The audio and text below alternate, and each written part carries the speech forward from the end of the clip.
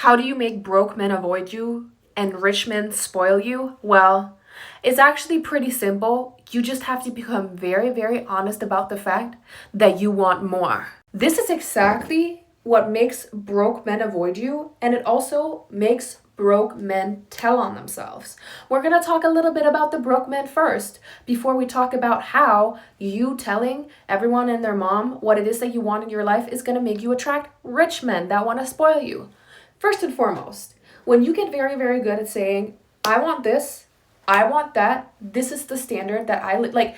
I like my Louis Vuitton bags. I really love going to dinner. I really love going on holidays. I really love getting my hair done, getting my nails done, whatever it is you like to get done.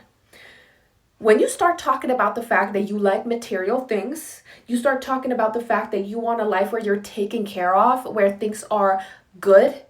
First and foremost, girl, if you're not in a part in your life where you feel comfortable saying that, you have to get very comfortable saying that. Or else you will get played by these dusty bums for the rest of your life, because they will see that you're just a girl who you want walks and you want to eat a little fried chicken in the car while you guys listen to some guy's playlist. That's what he's going to be like, oh yeah, she's going to settle for that. That's enough for her. So if you don't speak about what you want and you don't speak about more, then they're going to assume that you want less, right? So that's what they're going to cater to. That's what they're going to think that you want. That's how you're going to get entrapped with these dusty bums, because they will think that that's good enough for you and you're not expressing otherwise. That's why it's good for you to talk more about materialistic things, because you know what that's going to do to these men? They're going to start saying, you're very materialistic, aren't you? Wow, you want a man to provide? What about 50-50? Oh, so what do you bring to the table? You're very much going to trigger the part of a man that doesn't have anything, because if a man did have something, he would never say any of those things. He would know that he could provide for his woman. So there would be no reason for him to start yapping about all of the things that you like. Why are you saying this? Why do you think that your presence is enough? Why do you think, ooh, you like material things? Ooh. When you start talking about big things that you want that are not even that big, like they're standard, right? He's going to be triggered. The broke men are going to be triggered, and they're going to tell on themselves. And it is better for you to trigger as many men as possible so that you can weed out as many men as possible, so that you can get to the men that are actually generous, have money, will take care of you, and will actually love you and rub your feet. So when you start talking about all of the things that you love, oh, I love my Louis Vuitton bag. I love going shopping. I love going to Sephora. You look hot. You gotta look hot. You gotta make sure your hair is looking nice. You get your nails done, wear jewelry, all of that stuff. It's going to be very clear to these men that the only way that they're going to have access to you is to bring you down. That's what they do. And it's a very, very clear thing to see that they're going to start saying, wow, you're a little too much, or, ooh, you're bougie, huh? That's, like they're just going to tell on themselves, because you know what happens within them? Their desire to actually be the man who can provide for their woman, that desire is actually very strong, but they don't want to put in the work. They actually want to be serviced themselves, because they probably come from a broken home where they grew up seeing a woman having 3 jobs, taking care of the children, and they don't even know how miserable she is, because you know what? She doesn't talk to her kids about it because she doesn't have time to talk to her kids about it. She just has to survive. Like, her emotional needs are not even there because she's just trying to survive. And these men think that that's a noble thing. They think it's some great thing that their woman sacrificed so many years of their life to, not their woman, their mom sacrificed so many years of their life just to make sure that they were okay. That's what they want in a woman, because that's what they saw growing up. And they can't understand that if a woman is actually going to like them, if a woman is actually going to love them, they need to provide for her. She needs to have a soft life. So what they go out and seek is that they actually want that woman who has that specific look. They want the woman who looks bougie. They want the woman who's dressed nice. They want the woman who looks like the price, but they want her at a discount. They want her at a discount. And that's when you come around and say, I'm not no Coach bag on sale at Marshall's. I'm a Birkin bag. In order for you to get to me, you actually got to buy something at the store before you ever get the offer of being able to have me. Like, I'm not just, you got to look nice to even enter the store. And I'm not saying you're a Birkin bag or like you're a material thing, but it's better for sometimes, girl, in order for you to be able to set these boundaries and in order for you to figure out these men, you gotta kind of see yourself as a material things, because for some reason, you girlies, when we talk about you, physical people, you don't know how to set your value. But when it comes to us talking about material things like Birkin bags, like, yeah, like bags, then you see the value. Then you're like, oh, I kind of get it. So do that. But when you start seeing yourself as a Birkin bag and you're like, you know what, I'm not going to let you have access to me unless you do something for me, then these men are going to be like, well, my mom, this and that. My mom, this and that. My mom worked 3 jobs. Can't you? I'm going to tell you a little story. I went out with some friends to a bingo or something where we're just sitting, and then this guy comes up and tries to talk to the table, and we're just talking, and I'm making very clear that I have certain expectations for my life, because you know what, it's actually better for you to start, like, if there's a guy and you can tell that this guy is going to be really, really annoying, that this guy is going to be on some, I want to date you, but it's on my premises, it's not going to be because I want to date you, it's because I want someone to obey me. The best thing you can do is to start talking about material things and money from the get-go. I'm about to start a Patreon, so let me know in the comment section if you want to join my Patreon, because I'm going to start a Patreon, and we're going to talk way more about talking to men about money and how you talk to men about money and make them give you money. We're going to do more of that on there. The topics we're going to go into on my Patreon are going to be insane. They're going to be so fun, and I'm also going to be so much more explicit. Because anyways, let's double back. The ADHD in me always goes down one tangent. Anyways, so this guy comes up to us, and I can tell he's going to be on some, like, ooh, I like you, whatever. And I'm like, the first thing I say is, oh, that's nice. You think I look cute? And he's like, yeah, you know, I could wife up a woman like you. And I'm like, oh, what does that mean to you? And he's like, well, you know, I like a wife who contributes and goes to work, and like she can have a couple jobs while I have a couple jobs, and like if I get a lot sick, then like she can take care of things. Like I want her to be able to take care of things and the family. And I'm like, yo, I said, I don't really like that. I don't think, that's a weird way of interpreting it. And you know what? This guy got so butthurt. He's like, my mom had 3 jobs. And I'm like, yeah, have you ever asked your mom whether she's like tired or something? I don't think that it's normal for a woman to have 3 jobs. And I don't think that that's something we should aspire to. Yo, this guy got so mad. He got up and he walked out. Because you know what the first thing I did is that I talked about my standards. I started talking about, ooh, look at my bag. Oh, you like my bag? You like my outfit? What do you like about my bag? What do you like about the way I look? You say I look cute? Oh, what do you think looks cute about me? Oh, you like my tattoos? You like my outfit? You like my hair and nails? Oh, you know, it's very expensive to keep this up. If you want to keep talking to me, what are you going to offer me? And then he's going to be like, well, what do you bring to the table? Girly girl, because that's what he is. I am the table. The only thing you're bringing is half a cup, a styrofoam cup from the 7-Eleven on the highway, that literally has coffee grinds in it, that you put a little bit of 7-Up in it, and you're like putting it on the table, and you're like, here's my offering. If you're a princess, are you gonna take that as like an offer? Oh my God, daddy, he wants to marry me. He's a prince. No, girl, he's a jester. So you gotta laugh at him a little bit. Oh, you're trying to entertain me? Go do it again. When it comes to attracting wealthy men, The reason why it is actually a really, really good idea for you to talk about the things that you like, making sure that you look really good, making sure your hair is done, your nails are done, you have jewelry on, your outfit is nice, is because broke men are going to see you. They want you. The broke men want you and the rich men want you. The difference between the broke men and the rich men is that the broke men are going to be triggered and the rich men are going to be intrigued. Because the rich men are going to be like, you know what, this woman can elevate me. This woman can make me look better. So they're going to want to elevate you even more so that they make them look even better. The broke man is so broke that whatever energy you end up spending around him, he's just going to take from you. That is why he is triggered by you. And that is why he's also going to end up being your demise, girl.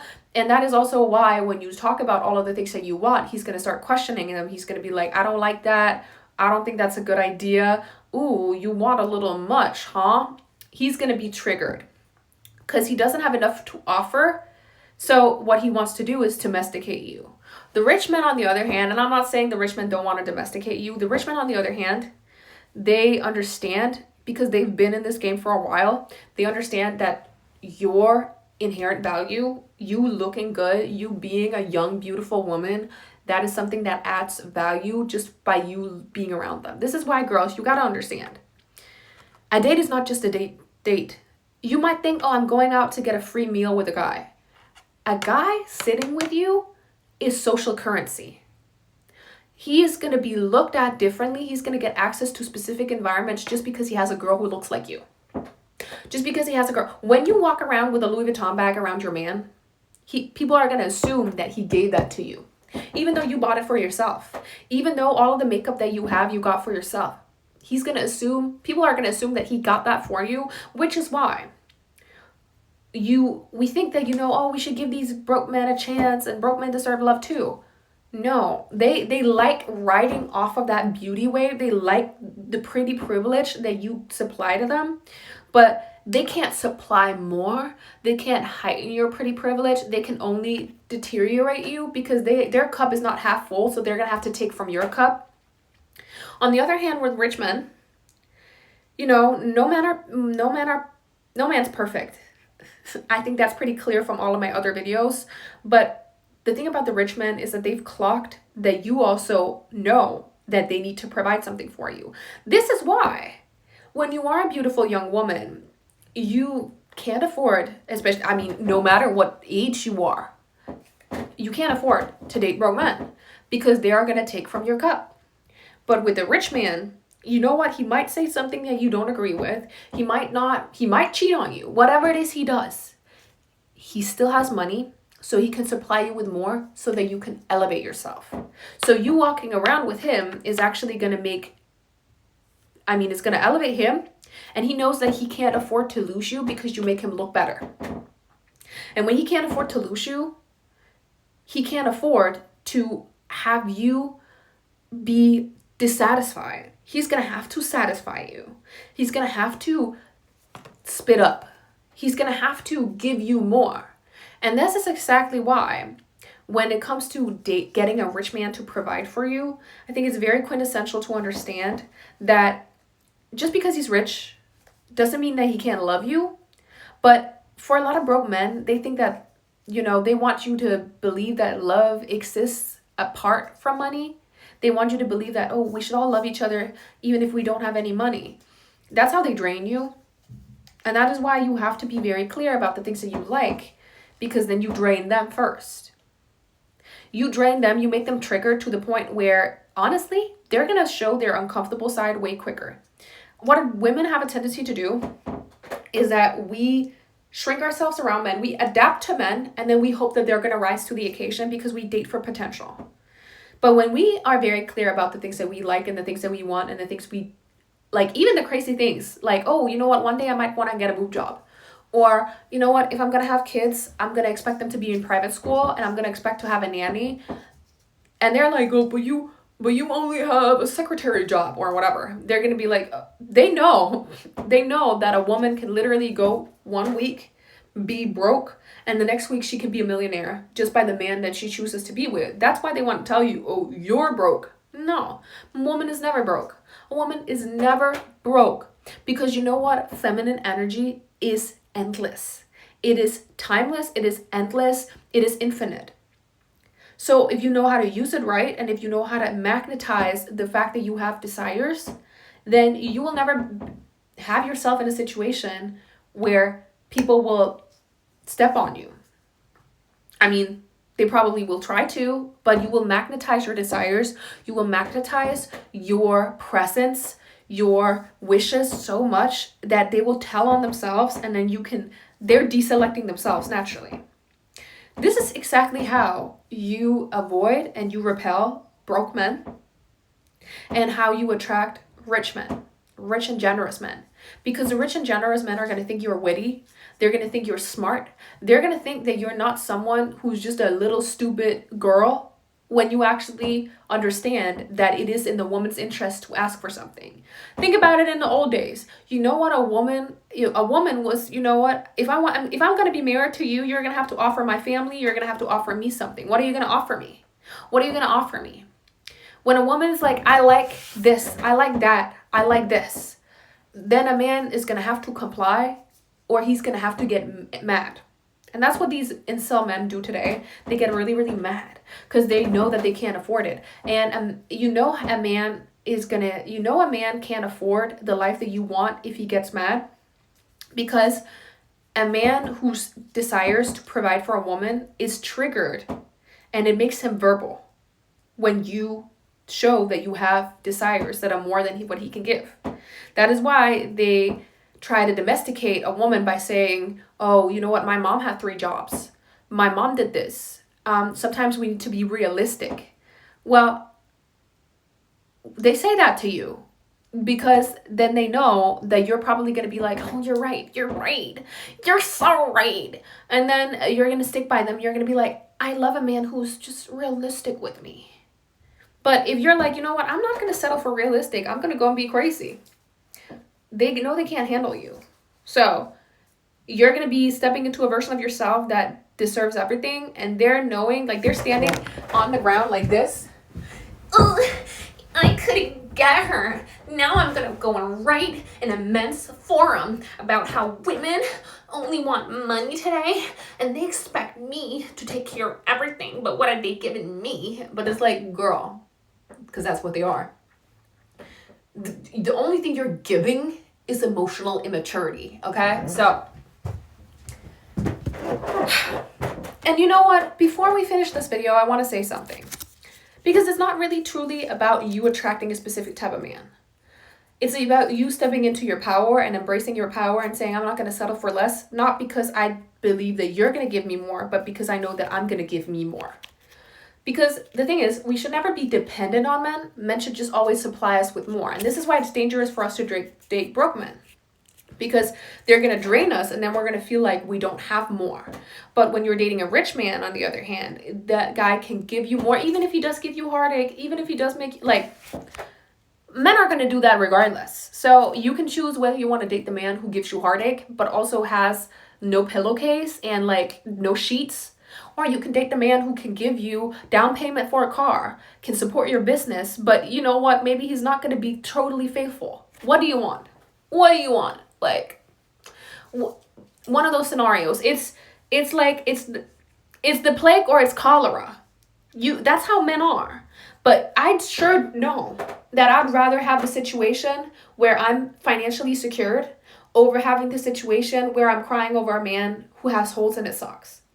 Yeah.